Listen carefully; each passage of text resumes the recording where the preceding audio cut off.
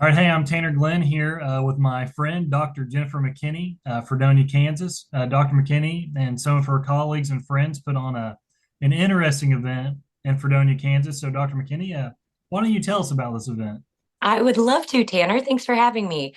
Well, we have a really great event coming up called the Fredonia Sausage Fest. It's in its seventh year, and we're super excited.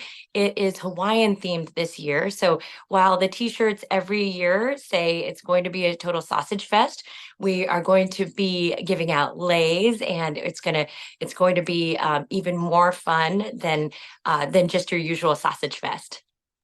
Okay, awesome. So, with that, what are the activities that are going to be going on? Are there going to be different themes now since it's Hawaiian themed? Well, the activities are going to be similar to years past, but probably people are going to walk around with flowers and leis and fun drinks. But we start the whole day off. It is on August. So we have similar events to in the past, except you'll probably see people walking around with leis and fun drinks. But it's on August 24th, and we start at 8 o'clock in the morning. So our very first event is the Wiener Walk slash 5K. So everybody's invited to participate. We'd go all over the town and provide medals to the winners of the men's and women's races. So all the events have cash prizes and really fancy medals, just like the Olympics, of course. Really, pure gold, I'm sure. Um, and it's really worth their time to compete. So we hope that we get a lot of people out there. Our next event doesn't start until 5 o'clock in the afternoon. So we move down to the downtown square and we do the cornhole tournament. And so apparently people are really into cornhole tournaments. So we make sure we follow the official rules. We'll have all the equipment there, but it'll be teams of two that'll compete at that. Then we move on to the hot dog fashion show. It's HAUTEDAWG, of course, where people will bring in their pets dressed up however they want. Sometimes they dress up with the pets, and then we vote on the pet that is the winner, the wiener, if you will, of the Sausage Fest. Any pet. Last year, the winner was Lady Baba, which was a sheep that was brought in. And then we have the hot dog eating contest, which is sponsored by the local hospital, Fredonia Regional Hospital. It's also job security, I guess. But you have to eat as many hot dogs as you can within 7 minutes. And then after that is the Wiener Wee Way, where you have a team of four. You have to chug a beverage, a beer or a non-alcoholic beverage that we provide, and then eat a hot dog, and then run with a kielbasa baton down the downtown square and pass it off to your partners. And of course, all of these again get cash prizes and medals. After that, we have the Mr. Hotlink pageant, which is really everyone's favorite event because we crown the Mr. Hotlink for 2024. They have to do a talent and they have to give a speech, and then they're also judged on poise. So everybody has to put their best foot forward.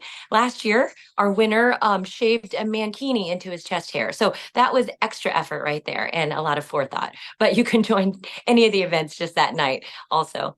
The last thing is the Chorizo Challenge arm wrestling tournament, where we'll have a double elimination arm wrestling tournament for a men's bracket and a women's bracket. And then that's the end of the event. So people can sign up before, they can sign up that night. It's just a lot of fun for everybody, and it's all free to join the events. Yeah, so it sounds like you have a wide variety and a very action-packed, basically, evening, so to speak. So, give us some background on it. So, how did you start? You're in your seventh year, and then kind of what are you raising the money for? I know some of the proceeds go to something. Is that right? Yeah.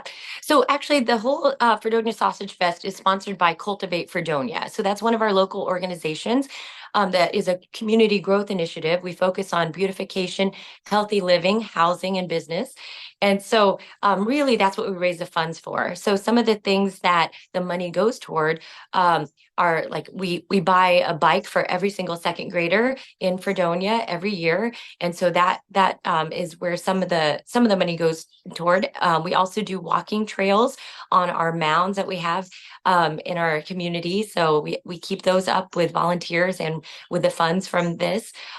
We also do beautification, like whether it's around the downtown square or helping with community cleanups. And we're working on housing issues as well, whether that be renovating houses so that we have affordable, nice housing in town, or working on things like sidewalks, so people can walk throughout the city and just be able to have good neighborhoods too. So lots of good things. We kind of make it all fun for people, and they don't even know that they're doing such a great thing while having a lot of fun, or maybe having a beer at the meet and greet beer garden. All of those funds also go toward the good things we're doing in the community. Yeah, so just doing things you would regularly do at any other event, but the money's going for something to help out your local community or a local community if you're from out of town. So I know people do come to this event from kind of all over the place. I ran into some folks last year when I attended from Coffeeville, and then there's some people from Wichita here. So it's kind of interesting deal. So the Mr. Hotlink, you said about him, he did some wild stuff to get the crown last year. So what's his role look like this year? Is he Um, crowned the new? Yeah, so if he is there, if he's available, he will crown the new Mr. Hotlink. Obviously, throughout his entire reign as Mr. Hotlink, he has to do things like solve world peace and world hunger. I mean, it's a very prestigious role. Some of the other Mr. Hotlinks in the past have done things like my accountant balanced a beer on his bald head. That won him the crown. Another person was a lawyer who told jokes. And then another winner, I think, danced around in a hot dog costume. So really, I mean, there are such talented people out there that are crowned Mr. Hotlink. Again, very, very prestigious. Comes with a crown, with actual hot dogs and a sash, along with cash prizes. Tell us a little more. You know, you said it's a family friendly, all inclusive event. So tell us a little more about that. Who has attended in years past, and kind of who are you expecting this year? Well, really, I mean, it sounds like we do make a lot of jokes throughout Sausage Fest, but in general, it is a very family friendly event. We throw a bunch of hula hoops out on the street. We throw bouncy balls and beach balls, and then we actually, we just have people dancing in the streets all night. We have a DJ that comes. His name is DJ Paul, or he goes by DJ PJS. He's actually a dueling pianos player from Kansas City, but he also DJs. So if you've ever been to Howl at the Moon, he's one of the guys that plays the dueling pianos there. So he's awesome. He's very interactive, and he plays from like the beginning of the event all the way until midnight. And so you'll see kids out there in a safe space, just having fun and dancing. It feels like the good old days, I assume, when people would just be down at the downtown square and just hanging out, and everybody knows their kids are safe there because we actually have the local law enforcement officers that are patrolling the whole time. We have a roped off area where Sausage Fest begins and ends, so that people don't take alcohol out of there. This year we also have like kind of Uber drivers, like taxi drivers, that are raising money as well, for the local animal pound. And so they'll be offering rides. So we try to make it as safe as possible for everybody to just have fun and raise money and just have a good safe time. Yeah, and I can agree with that, all that you're saying. It seems like a very safe event, and like you're saying, there's lots of police officers around, interacting with everybody. It's a cool community event. So tell us, you're in your seventh year. How did this all begin? So Tanner, interesting story. Just like any good story, I was on my way back from Vegas on a trip, and it was one of those early morning flights where you just say, "Oh, please don't let anybody sit beside me. I just need to go to sleep." Obviously tired from winning all night long. I'm sure, but so somebody did sit beside me, and he was from LA, and it turns out he was a movie producer, and I fact checked that one afterwards, so it wasn't just a weird creepy thing, but he was a movie producer, and he said, "Well, where are you from? What are you doing?" So eventually, I gave in and just said, "Okay, let's talk." And so I'm telling him about my small town, and he was just amazed by everything that we do there and how small the town was, and just um somebody who had never visited a small town. And he asked, "Well, do you have any festivals?" And we talked about some of the events we had in town, but we didn't necessarily have something that was like kind of super unique to Fredonia. And so we just started talking about, like, what are some of the things that we do in Fredonia? And I said, well, we have a lot of agriculture. We have a lot of hardworking people there. And so we talked about, there's a lot of cattle, there's some hog farms and things like that. So eventually we thought like meat fest, and then all of a sudden it was sausage fest. And then we just started coming up with event ideas, and that's just kind of how it started. And then as soon as I got back, I found some friends who I knew were super motivated people, former directors of the Chamber of Commerce and my nurse actually. And so I just said, let's just do this. Let's see if Cultivate Fredonia will sponsor it. And then let's just do it. And so four of us started the very first year, and we just kind of kept it going. People went along with it, even with these silly events. We've added things. One event I forgot to mention, well, we have the meet and greet beer garden, but we also have a whole bunch of leftover hazmat outfits, the white coverings from the pandemic. I mean, we had a ton, and I work closely with the health department. So they said, okay, we have all these things. Can you use them for a good cause? And by golly, yes, we can. So we started an event where you shoot each other with ketchup and mustard. And we call that event Hurtin' for a Squirtin' at Fredonia Sausage Fest. And so if we put some of this stuff, rather than throw it away, we put it to good use. But we just started over the years, have just adapted all the events to like what works and what doesn't. We used to have a best dressed pig contest, but the pigs got a little bit wily on us. We had a wiener dog race as well, but apparently there's a lot of wiener dog races around the state, and so we were competing with other races. So anyway, so we've come up with this really great lineup over the years. Our fifth year back was actually after a 2-year hiatus during the pandemic. And our t-shirts then said Sausage Fest, bigger and more satisfying than ever. So even with all of this fun, people have really rallied around it. Like you said, people show up from all over the state. We have some people come from other states. We've had really great interviews like yourself and some fun media down there. And I think people just recognize it as a fun way to raise money for a good cause. Yeah, I saw that last year you went on Justin Martin's podcast, and then also you've talked to Good Day Kansas, which is kind of a cool deal too. So Yeah. yeah, you get some decent little media out of the deal, so that's kind of cool. Even the Kansas Leadership Center did a spot on us in their magazine, just talking about creative ways to help your community. So that was pretty cool. Yeah, it's amazing, and most of you are, I mean, if I'm not wrong, a large percentage of you are medical professionals, but everybody else is basically like who've lived in the community or been around for a number of years. Is that pretty well? Yeah, Yeah, it's all volunteer. I mean, we just kind of and it tends to be medical people just because everybody, that I run with, they often are medical and they're willing to help and they just want to do good things. But really it's I mean, even the bartenders at the beer garden and people running the events, they're all really great. Just community people that love Fredonia, love small towns and just want to help out when there's work to be done and fundraising to be done as well. Okay, so and with that, we've talked a lot about Sausage Fest, you've been in Fredonia, but let's talk a little bit about you because you've done some pretty cool stuff from my understanding. So, can you share some of that? I know you've been on the news during the pandemic, and now you kind of went away maybe, and you're back now working locally. Sure. So I never actually left, but things kind of like calmed down a little bit. But yeah, so I've been practicing as a family physician in Fredonia for 15 years now. My dad has been a general surgeon there for 45 years. So it's been really cool to be able to work with him. He's still working as well.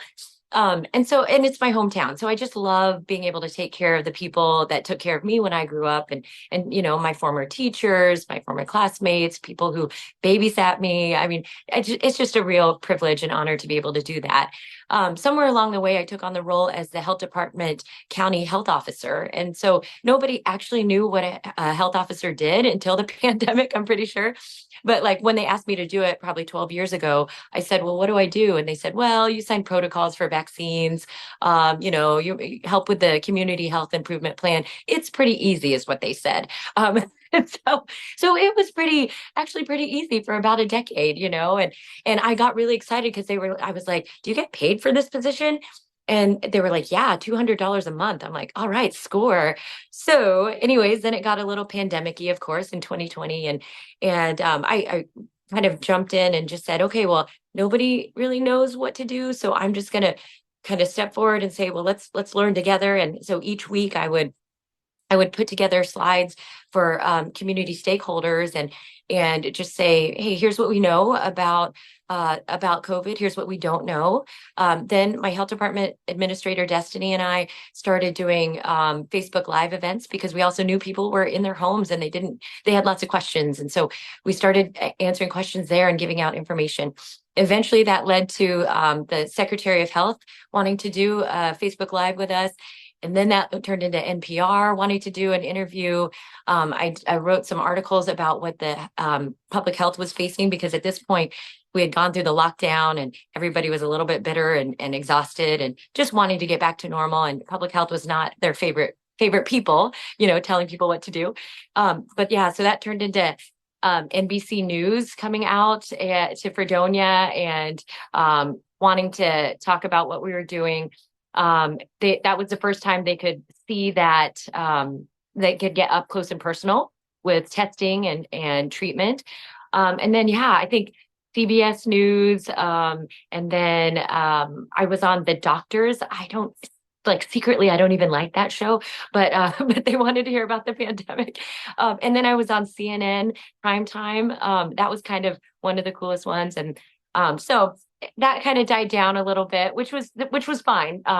I did get to do the daily, the podcast from the New York Times. So just some of those things that kind of trickled in later. But most recently, my entire clinic was on the Today Show, just talking about rural private practices. So my thought, Tanner, just like with like, I think what you do is you tell people's stories, you help them tell their stories. And one of the things that I want to make sure that I do is tell the story of what's happening in rural health and public health, because if we don't, then people don't know, and then we just don't get the attention or resources that are necessary to keep doing what we're doing. So, but thanks for asking. It was an interesting time for sure. Yeah, well, I just think it's cool how you give back to your community, So you're a highly educated and very driven lady, and I think it's amazing the stuff you do. So, uh, Thank you. yeah, absolutely. So, any kind of final thoughts you want to remind everybody where to go for this Sausage Fest and the times, the first time everything starts, and then the evening activities? Yeah, for sure. So it'll be Saturday, August 24th. It's at the Fredonia Downtown Square. But the first event, the 5K Wiener Walk, that starts at the Tyndall Anytime Gym. So Tag Fitness is what it's called. And that's where the start and the end of the race is. And that starts at 8 o'clock in the morning. And then we don't start again until 5 o'clock. That's when the cornhole event starts and the beer garden opens. But things I just want to remind people is that you can only have the alcohol down there that you purchase at the beer garden. There will be law enforcement running around. We haven't had fights or anything bad happen in the past. So please behave. And you have to keep I should say knock on wood. I think that's what I'm supposed to say there about the no fights. But you have to keep any alcohol within the ropes. You'll see the police tape that we set up. It's very easy to know where you can have alcohol and where you can't. We have the whole square to run around with. And so we just want everyone to not get in trouble, because it's just a fun event. And we want people to be safe. So we also have the Pound Pals that are providing rides after the event. It's a fundraiser for them. And actually, Tanner, this year I forgot to mention that the local daycare center, the Fredonia Child Care Center, is having an event kind of in that between time from 3 to 6. So they'll have bouncy houses and face painting and things like that. But it's a fundraiser for the local child care center, which I'm very proud of them. My own children went there when they were little, before they went to school. And so we just have a lot of things in the community that happen. I think that's why Fredonia is just a really I feel like I might be biased, but I feel like it's a really great community where people are super proud of what we do there. We know that lots of small communities are kind of shrinking and dying off, and we are not going down without a fight. And so we have all these people that are just willing to put in the time to take care of kids, to make the community better, to raise money for whatever is needed. And that's what makes me so proud about events like this, and people kind of like doing other events around it and surrounding it, because it really is for the to make the community better, to help the people there, and help children help people who need it the most, and just make the community a good place to live. So thank you. I hope everybody shows up. We have great t-shirts, drinks, and events, and just a great night of dancing and having music, and meeting people from Coffeyville, from Wichita, from wherever. It's well worth your time, wouldn't you say, Tanner? Oh, it's a pretty fun atmosphere, and like you said, the folks in Fredonia are pretty nice. I can attest to that. So never met any of them before, really, other than my coworker, and then you the day before, and everybody was super friendly. Actually, I got mistaken. Funny enough, and I can edit this out if I need to. That's so I was funny. like, damn, I'm a little bit better looking guy than I thought I was. So Stop. great event. I hope you have a good turnout, and thank you very much for your time. Yes. Oh, and sorry, Tanner, I should also say that we have really great sponsors. That's one thing Yeah. that makes this a huge event. I apologize to my sponsors for not throwing that out right away. We have people from all over the state, Kansas City, Wichita, Fredonia, Coffeyville, Independence, Neodesha, just people all over that are willing to sponsor. We have King Kilbasa sponsors that are our biggest sponsors. We have some event sponsors like that donate even more. So we name events after them. And so then we have the hot dogs and then Little Smokies. Those are all of our event sponsorship levels. And that's really where a bulk of our money comes from. So this year we've already raised more than we have in the past, which has been really cool, just in sponsorships. So you'll see their name on the back of the t-shirts. And then we also will share their names on social media and in local newspapers. So we're just thankful for the sponsors that make this possible also. Well, thank you very much, Dr. McKenney. Thanks, Tanner. It's super fun to be on here. Keep doing the great work of sharing everybody's stories. I think it's super important.